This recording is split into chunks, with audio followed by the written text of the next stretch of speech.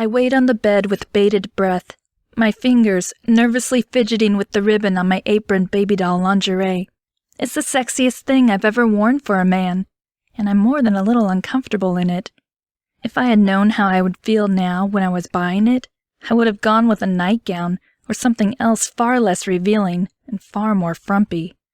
As it is, all I want to do is cover up. What does it really matter, though? If what I've been told throughout my entire adult life is true, men don't care what a woman looks like, as long as she's willing. That's not really what this is about, though. I'm willing to try some things, not others.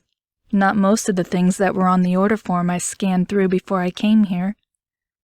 Waiting is torturous. My eyes flit to the cheap dollar store clock on the wall, and I scowl at the realization that he's late. I paid money for this, and he's late? Hopefully I'll get my full session. Either that, or they'll have to take off the time that he was absent. Just thinking about handing money over for something like this makes me feel pathetic. There won't be any sex, but it still feels like prostitution to some degree. Oh well, this is what I wanted, wasn't it? To stop being boring, to try new things. And I have been curious about this for quite a while. Footsteps approach from down the hall, and my breath catches in my throat as I hear the door handle jiggle. My arms wrap around myself, covering as much of my scantily clad flesh as I can, and my mind instantly flips to wondering who's going to walk in. It shouldn't matter, due to the nature of the session, but it does somehow. I paid good money for this. I want to be turned on, not repulsed. It's a horribly vain thing to think, and looks should never matter, one way or another. Just moments ago, I was worried about being judged. And now... The door swings open, and I exhale with a whoosh, quickly trying to compose myself, though it's difficult when my hormones are suddenly going off the charts. This isn't what I expected at all. Not someone like him. He smiles at me, his gorgeous blue eyes never leaving me as he steps inside the room. Then he reaches behind himself to close the door. My cheeks burn, and it takes everything in me not to turn from him in embarrassment. I curse my body for giving my desire away. It only reacts like this when I'm extremely attracted to someone, and men don't get much more attractive than him. "Good evening," he says politely.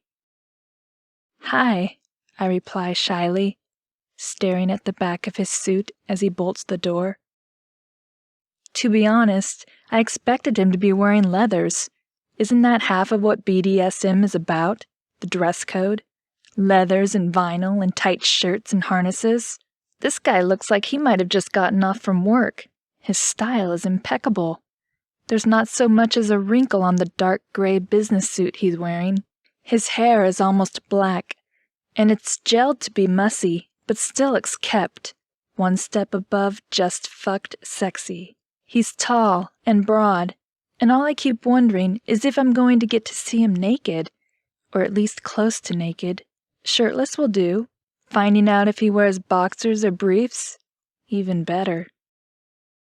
I chew my bottom lip nervously, my eyes fixed on the way his slacks mold around his ass. When he turns around, my gaze shoots up to meet his, and I can't fight back my surprised expression, as if I've just been caught. If he knows I've been staring at him, it doesn't show. A charming smile curves his lips, the kind that sends signals straight to my nether region to gear up. It annoys me that my body is reacting so strongly to his presence.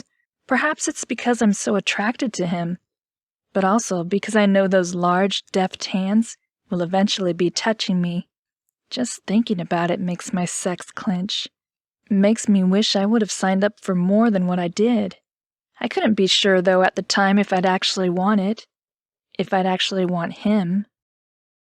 He approaches me, and I feel myself shrinking, my legs pressing together, my arms hugging tighter around myself. I'm clamming up, my shy nature getting the better of me. Already, I'm beginning to panic.